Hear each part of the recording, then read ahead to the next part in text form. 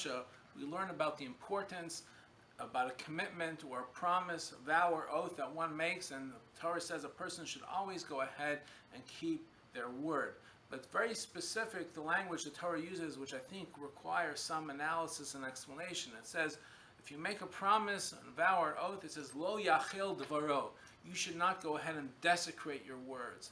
And what's really interesting about this particular language is usually the concept of desecration applies to something holy, something which is consecrated. If someone just says a promise, I'm going to go ahead and be there next week or do that next month, why is there a language of desecration? Doesn't necessarily seem to be holy, rather just a mundane statement.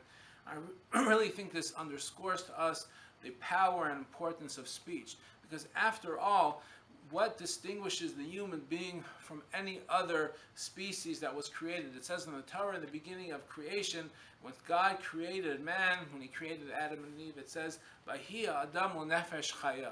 He made man to be a nefesh chaya. And the Onkelos over there famously says, he made him a ruach mamala, a speaking spirit. The fact that man was blessed with the power of speech, that no other species have. Other species can go ahead and make sounds, but the power of speech reflects the wisdom of the human being. The fact that we have the power of speech really distinguishes us among all the other creatures that were created in this world. And therefore, with this great blessing comes a phenomenal responsibility that we must use our power of speech appropriately. If we make a promise, vow, or oath, we must keep that, because that is what makes us human beings, making sure that the power of our speech is used responsibly and appropriately. Folks, in our lives, many times we go ahead and get carried away with our speech, and many times even use our speech in disparaging ways.